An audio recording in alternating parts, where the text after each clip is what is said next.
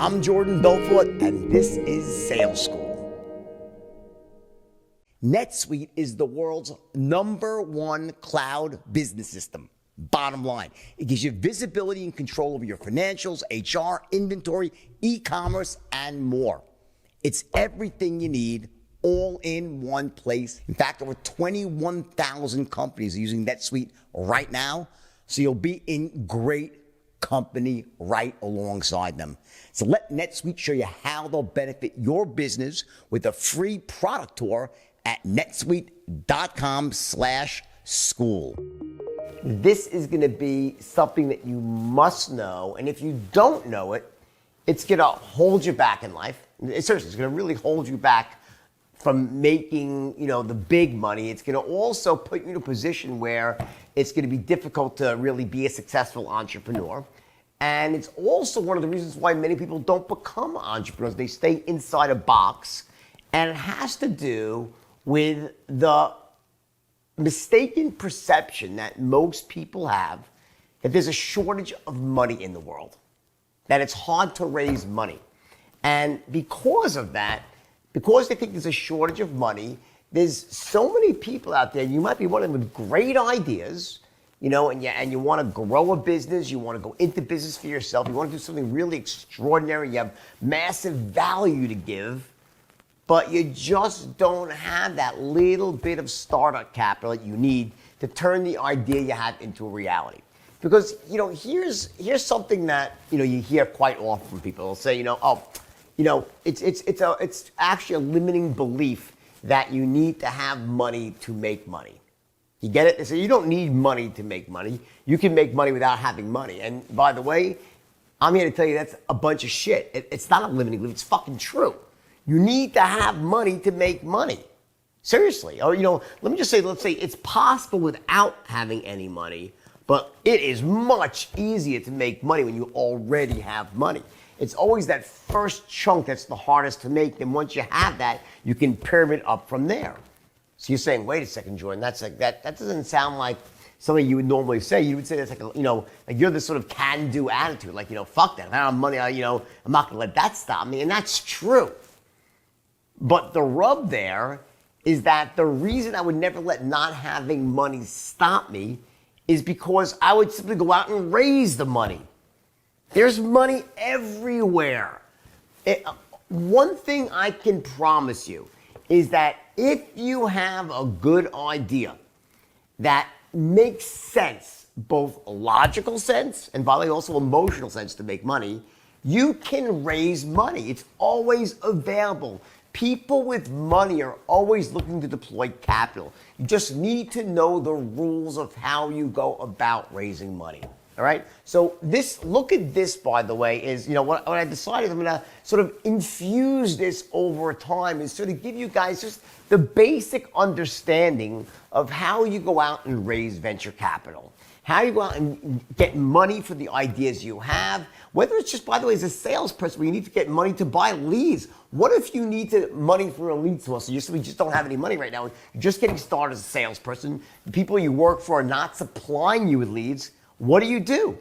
How do you bridge that gap if you don't have money right now? Because frankly, as I said, when it's not that it's impossible to make money without money, but when you have some sort of baseline amount of capital, it makes it a heck of a lot easier to make money.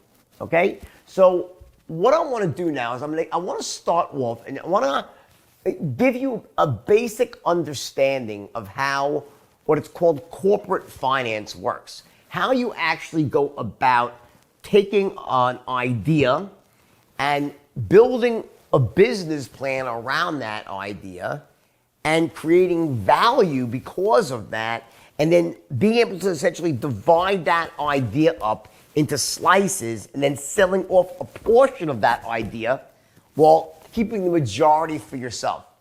That's an interesting way of explaining VC. In other words, imagine, because it doesn't have to be a business, so to speak. Just imagine it being an idea. People always think it's got to be some big business. No, it's just an idea. So let me draw it out for you on the board, because I think this is really going to help you guys with so much right now, because I bet you so many of you are struggling right now with just getting that first chunk of money to really do the things that you want to do in life, right? So let me just give you the basic philosophy, and then, over the coming weeks and months, I'll deal with things like negotiation, how you put together a PowerPoint, infused always with the sales stuff, right? But this is a really great baseline skill that you really all should have in life. Because if you don't have this, it's honestly, it's like almost like you're going through life with one hand tied behind your back. I never consider whether I'm liquid or not liquid as being a factor in whether I take action or not. Because I always know that if I need to find access to money, I can. Now, at the end of the day, one thing I want to say is this. I'll do a little bit of a list here to start. The number one, the fact is that raising money, bottom line, is the ultimate straight line sale. That's really what raising money is. It's the ultimate straight line sale, basically. You have an idea. You have to sell someone that your idea makes sense, your concept makes sense, that your vision for the future makes sense. And then you have to understand the basic dynamics and the principles that surround how you actually take an idea and package it in a way that is incredibly attractive to someone else to just have a little slice of that idea and be able to make money from that. How does that happen? How do you do that, right? So let me work backwards here and show you the basic steps that you go through to essentially monetize an idea and raise money. So it always starts off, and I want you to imagine, this is conceptual, right? So I want you to imagine this right now. So you have an idea, right? All great businesses, all great investments start off as an idea, which is why, by the way, you hear me very often say, when I'm using the straight line, if you have 60 seconds, I'd like to share an idea with you. You got a minute? You notice that's a pattern I run very often because at the basis of all things it's just an idea. Now, just imagine that you have an idea here. This is a really important equation I'm going to run through, which really governs all venture capital, right? And if you understand this, it gives you a leg up on most of the world. So you have an idea, and let's say this happens to be a really, really good idea. You have an idea to make money in some way. It's to start a certain type of business, a niche industry. You have some sort of process that makes a lot of sense. You can deliver some sort of good or service to a lot of people, right? So that idea is worth some amount of money. So let's say I was to approach you, and let's say I was not the Wolf of Wall Street. I was an average guy, right, with no great track record, no bad track, just like an average person, right? And I said, hey, I got this great idea. I want to form XYZ business, and we're going to take it to these people over here. We're going to market partially online. Then we can follow up with television, and we can, at the end of the year, it doesn't matter what it is, right? We can make ourselves, millions of dollars a year. What a great idea, right? That is just having an idea. So let's say I present that idea to you. It doesn't matter what it is, right? And you perceive it to have value. You say, wow, that's a really great idea. And let's say we were going to go 50-50 partners. We're just going to be 50-50 partners, right? So, question, what is that idea worth? How much are you going to pay me for that idea? Good question, right? So, the answer is, it's fucking arbitrary. There really is no, when it comes to ideas, when there really is no business behind it, and there's no predictable cash flow or no assets, what is an idea worth? Well, an idea is worth, watch. There's always some sort of, imagine an idea is worth X, right? It's worth some amount of money, all right? Multiplied, let me use Y because that's small. It's worth Y multiplied by your ability to essentially sell the idea, to explain the idea. In other words, if I have an idea, right? And we'll call it idea Y. And then my friend Syrian behind the camera has the same exact idea, Y. We'll just call it idea Y, right? I can promise you that if Syrian explains idea Y to you, and I explain idea Y to you, by the time we're done, you're going to think my idea Y is worth a lot more than Syrian's.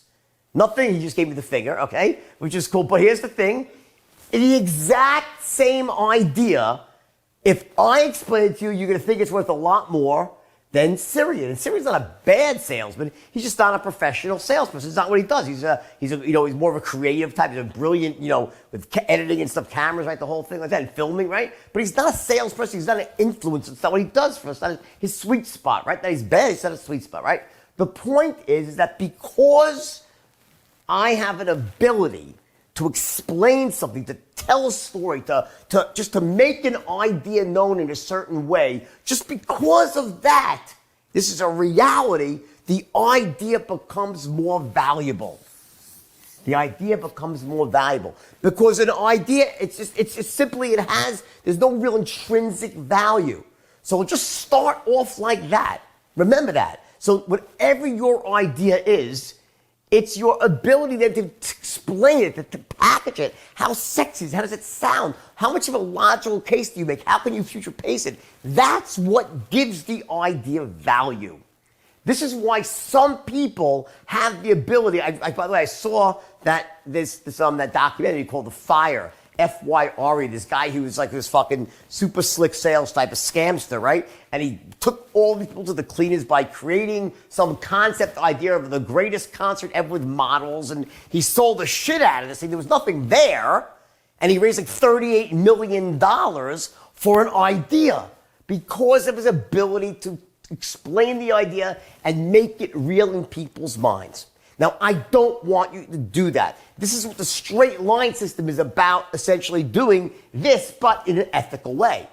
Meaning, what I want you to do with the straight line system is make it the truth well told. Like the best truth possible. So when I said it's Syrian and we explain the same idea, you're just going to think my idea has got much more value. I wouldn't have to lie. It would be this sort of enhanced ability I have to explain things and make them sound good. So that makes sense, right? It's not a lie. It is what it is, right? The point is, as I want you to understand, just before we really dig into the economics of this all, that this is really what's at the heart of it all. It's why some people always seem to pull the rabbit out of the hat, always can raise money, or always starting business, while other people, like the great engineers of the world, they're fucking locked in a box. Bill Gates. Bill Gates started Microsoft. You know how Bill Gates did it? He actually sold something to IBM that he didn't even own yet.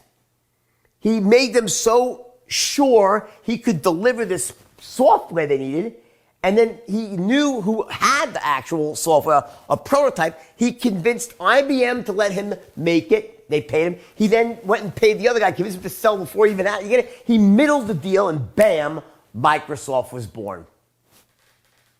It's what a job does for a Wozniak.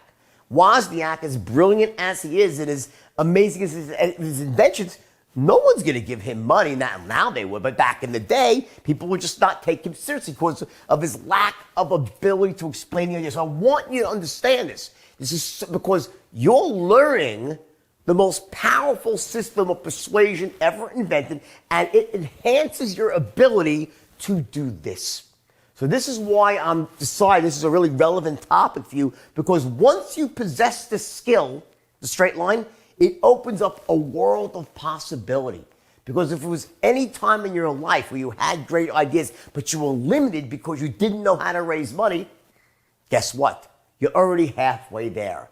Because you understand the straight line now and you have the ability to use it to influence now, you start off vastly ahead of the game, because whatever idea why you have, you're able to get the highest multiple possible just based on the story that you tell.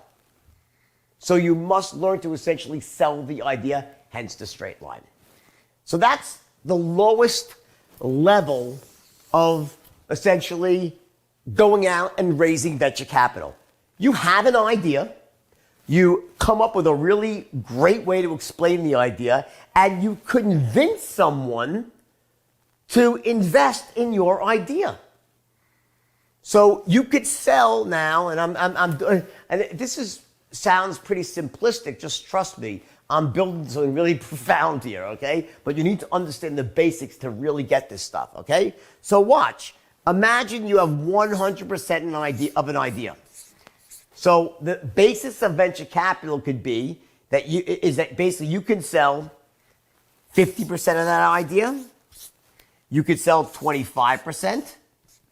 You could sell 20%. You could sell 10% of the idea. You could sell 5% of the idea. You could choose what slice of the pie you want to sell to someone for a certain amount of money. So how would you calculate what that amount of money is? Well, very simple. Let's say the entire idea is worth $100,000.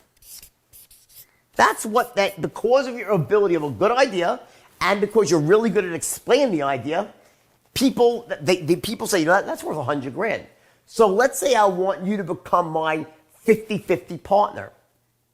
Well, then how do we do that? Well, very simply, I'd say to you, I'll tell you what I'll do.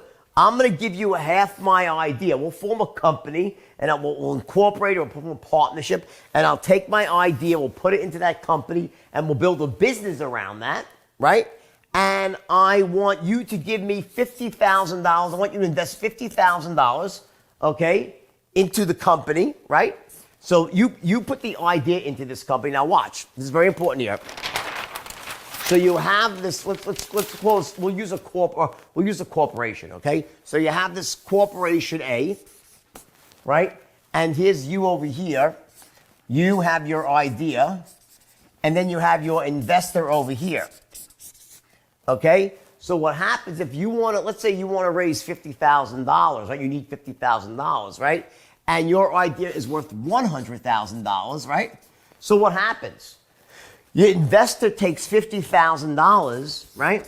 He doesn't give you the $50,000.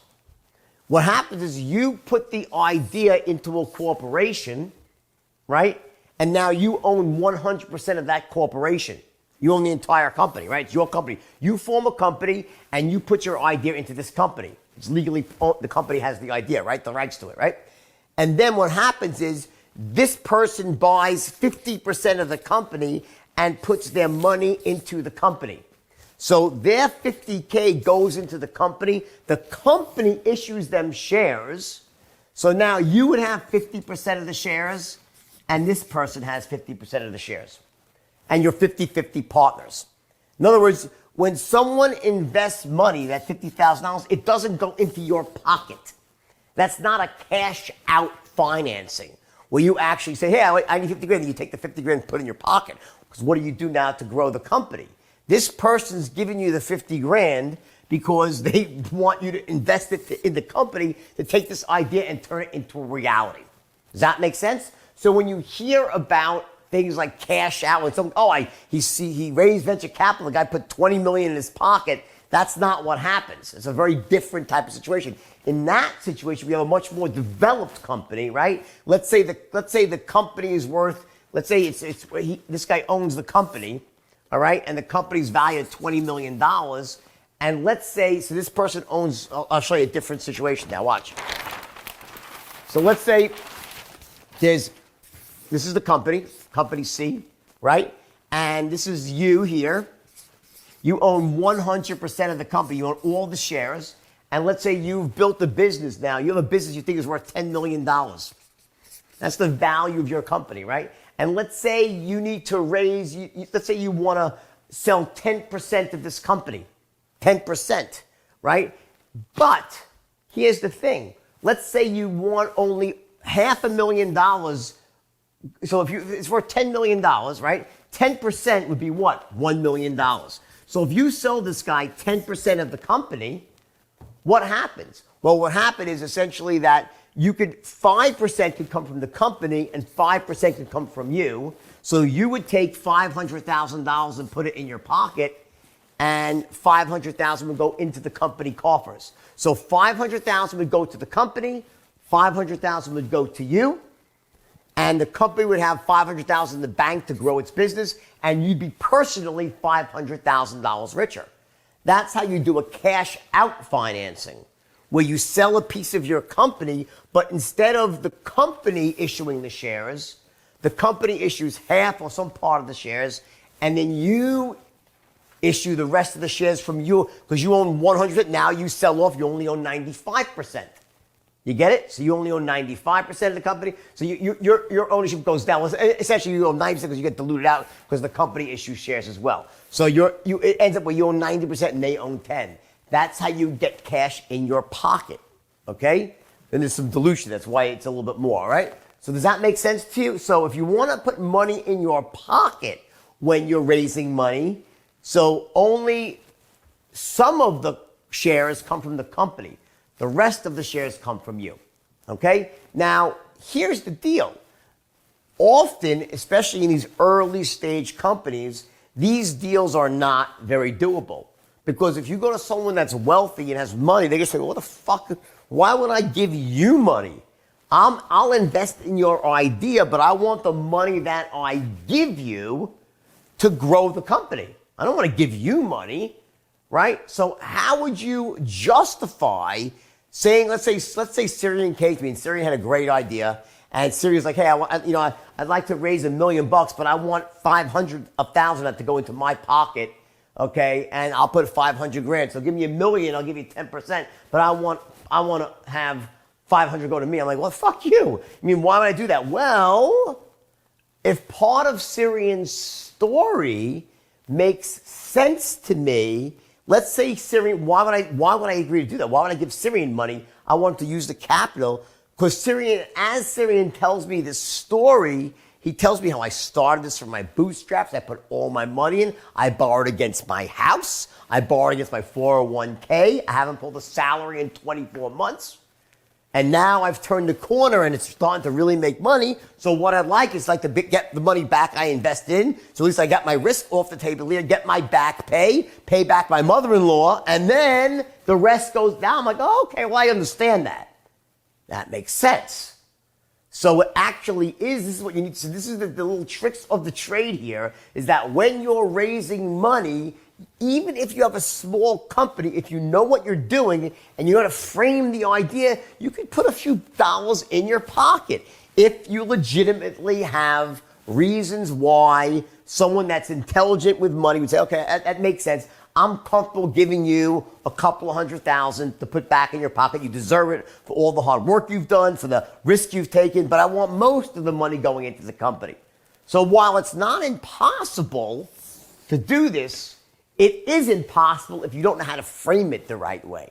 So if you want to pull money out for yourself, you have to have a reason why, and it has to be part of the story, and it's got to be because you took the risk in the beginning, you put it all out there, you haven't pulled a salary, and then people will say, you know what, that makes sense to me, you deserve to get even, good for you, and you have the possibility, okay? So that's step number one. So this is just the very basics of how the mechanics of raising money work. Now let's talk about how you go about increasing the perceived value of your company. And this is really where the magic lies. And this is called guerrilla venture capital. So this is venture capital that matters to you, not to so I can teach you to become a venture capitalist or an MBA, because that's, works at a big bank. That's not rational here. But in your own life, I promise you, and you're going to thank me that I've given you this skill set here, because one day in a probably not so distant future, you're going to be able to tap into this skill set right now, practical capital raising, to take your life and your business or your career to the next level. All right? So let's talk about the reality now of how you take this idea and make it more valuable. So remember when I said it's always about the idea multiplied by some ability you have to tell the story. So what are the aids, the things that could help you tell the story? So imagine this. You have an idea, and then you have, which is this sort of proposal, way something's going to happen, and then you have reality. Meaning this is where you actually, 3 years later, you've achieved everything that you told this person your idea was. You're going to build this new type of computer company and it all worked. And this is, wow, you're making $50 million a year now. So this is reality. So imagine this idea is worth X. Let's say we'll call an idea is worth $100,000. Right? Because, you know, an idea is what? Well, by its very nature, when we look at ideas, they're kind of like, say, well, it's kind of half-baked, as the phrase goes. Meaning, someone comes to you with an idea, and they explain, I got this great idea, I'm going to do this, that. You're like, wow, it's a really interesting idea. Do you have a business plan? The guy's like, no, I don't have a business plan. You're like, well, that's kind of fucking, you haven't really even thought it out yet enough to put it on paper and done a marketing analysis, a risk assessment, a balance sheet, a pro forma, a cash flow model, 5-year projections, a go-to-market strategy. Who else is going to be part of your company? You haven't thought you haven't done that much? It seems kind of half-baked. So by their very nature, ideas in the eyes of investors like me are very half-baked. What makes them more real is when someone takes the next step, which is they write it down and form what's called a business plan. There's a very simple, acceptable template that people like myself who have been in venture capital, we all expect to see of idea. If someone has an idea they want to sell me, if someone tells me an idea, you know what chance they have of getting money from me? 0, unless it's my child, okay? And then I'm very generous. But other than my own children, okay, you're not getting money from me just by telling me an idea. What I'll say to you is, oh, let me see the business plan. And then I will look at the business plan. I don't give a shit about it. The business plan has no value, but without it, I would never give you money. So the business plan, I just want to be clear with you about this, you're never going to raise money because you have a business plan. But you can't raise money without it, except from maybe your parents, okay? I expect that someone has gone far enough that they've taken a half-baked idea and they've written it down, they've thought it out, they've projected it out, they've showed me the market analysis, the go-to-marketing strategy, their balance sheet, the cash flow, the proceeds they need, the use of proceeds, what they're going to use it for, who it's their management, the whole thing. And by doing this, if you take this idea and you take the time to write it all out and come with a really great, a kick-ass business plan, guess what? Suddenly, the idea is multiplied by 5. It becomes worth $500,000. The perceived value to someone like myself rises by a factor of as much as 5 or 10 simply because you took the time to take the idea and write it down. I'll tell you a story. It's a great story because you know part of it. The story of Steve Madden's shoes. So the movie is a complete fiction with Steve Madden. They say Steve Madden, was the hottest woman shoe person, and we had the chance to take a public. That's just complete fiction. Steve Madden came to me as a dead cold startup. Steve was very young, okay? He was a wild kid, brilliant, which is just a wild guy, all right? He was coming out of rehab, right? And he's sober now for like probably 40 years. He's sober many, many years, Steve, right? This is when he's very young, he's wild, right? Like we all were, right? And he approached me, and because he was best friends with my junior partner, Danny, the Jonah Hill character in the movie, and Steve came to me because I want to build a shoe company. He had no business plan. He had nothing tangible, right? And he goes, I'm going to be the biggest shoe guy out there, all right? And I'm like, all right, well, at that point in time, because I was in a situation where I had the ability to create what's called an exit ramp for anything, I would have given anybody money. So there was other reasons why Steve was able to raise money.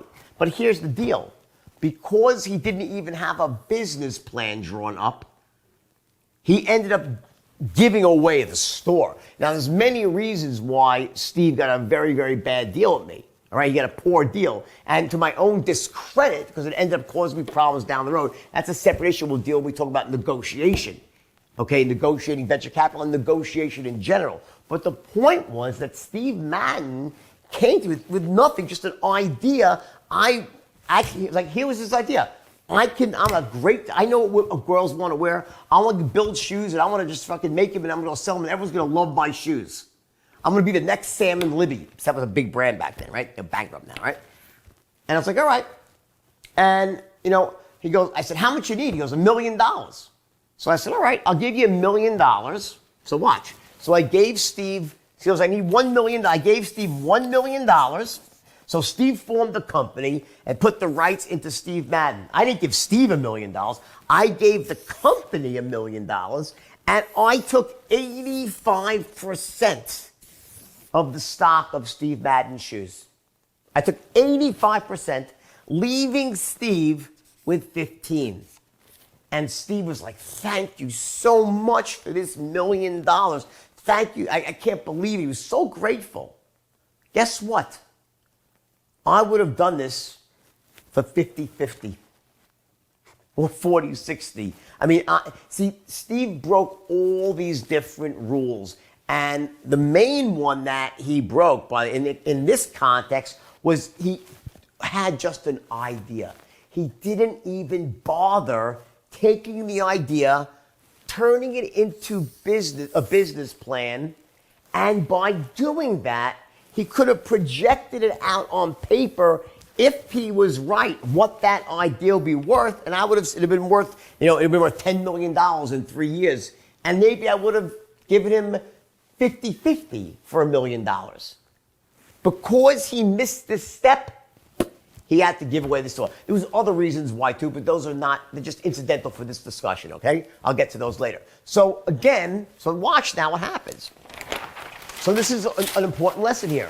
When you have an idea, no matter what it might be, even if it's just for someone to give you money so you could purchase leads or you can hire a cold call, whatever it might be, before you approach that person, someone to give you money, take the idea, write it down on paper and turn it into either a short form business plan, some sort of plan, preferably a regular business plan. And by doing that, you increase the value of the idea dramatically by as much as 5 to 10. That is a must-do step when it comes to raising money. Now, again, as I said before, no one is going to give you money because you write a good business plan. At the end of the day, it's going to come down to your ability to explain. Remember that X factor?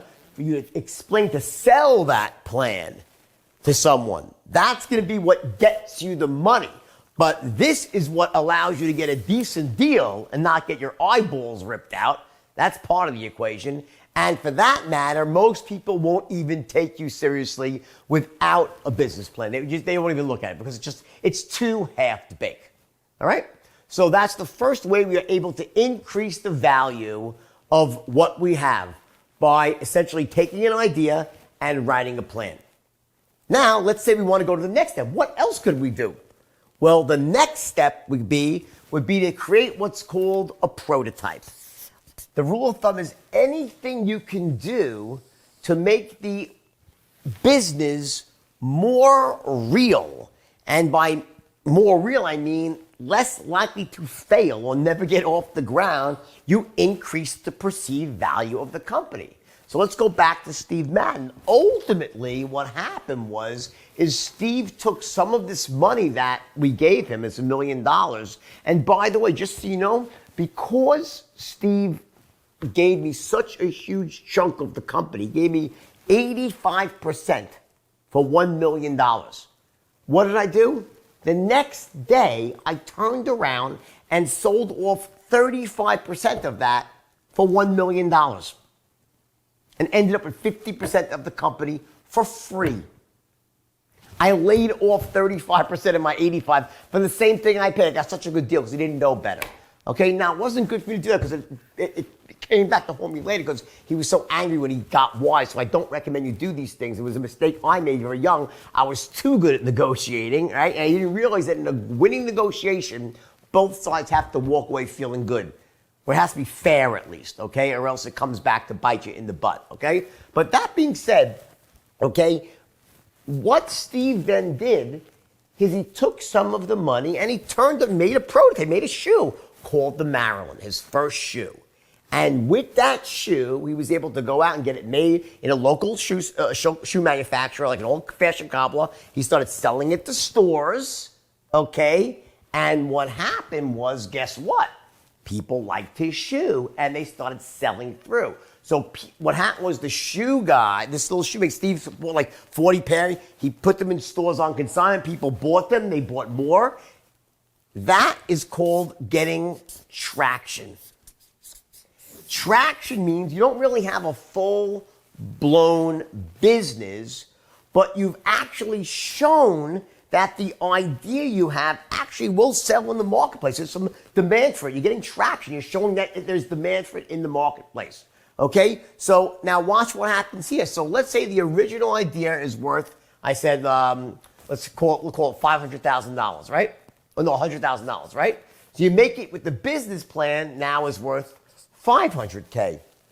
By developing a prototype, that it makes it more, I say, wow, he's got the guy actually can make shoes. Wow, that's pretty cool. Or someone shows me like the basic program, they have an idea for a new app, and they show me an app, it's not really working. They show me, wow, this app, they can get that far. It now makes the prototype worth $1 million. So in other words, at a level of prototype, I'll pay more for the idea. So as I was saying, okay, so you take an idea now, right? That was now worth $1 million at the prototype because I say, oh, wow, it actually is real. They can do that. And then imagine if in that same prototype, they put it in the App Store and while he hadn't had enough money to really buy any advertising, but he showed that he actually got it into the App Store. A few people bought it. He made a couple of dollars. That's called having traction. And when someone gets traction, like, oh my, wow, there is actual demand for the product. It now is worth $2.5 million. It's worth even more. And then the next level from traction is you actually launch it and you develop an actual running, thriving, growing business. And at that level, that's when it reaches essentially full value of the idea, which could be $5 to $10 million. So in other words, by taking an idea, so the question I always get people is, when should I raise money and what can I do to raise money? Well, the answer is you have to say, okay, well, I have this idea. How far can I take the idea on my own? By begging, borrowing, and stealing. But I don't really mean stealing though, right? Can you bootstrap? Can you put together a few bucks? You can certainly always do this. That's just hard work and elbow grease. There's templates on the internet, and if you really can't write, you can get someone for a couple of $100 to write one for you. You could always take your idea and turn it into a business plan. Everyone can do that, okay? Now, the next stage up would be, can you actually develop a prototype? Well, it depends on what your idea is. Based on if it's a tangible or it's not a tangible idea, but how far, you have to ask yourself, reasonably speaking, how far can I get on what amount of money that I currently have that I can reasonably risk, and that's going to be your sweet spot when you decide to go to someone and ask them to give you money. Does that make sense? So that's what and this is just the introduction to raising venture capital.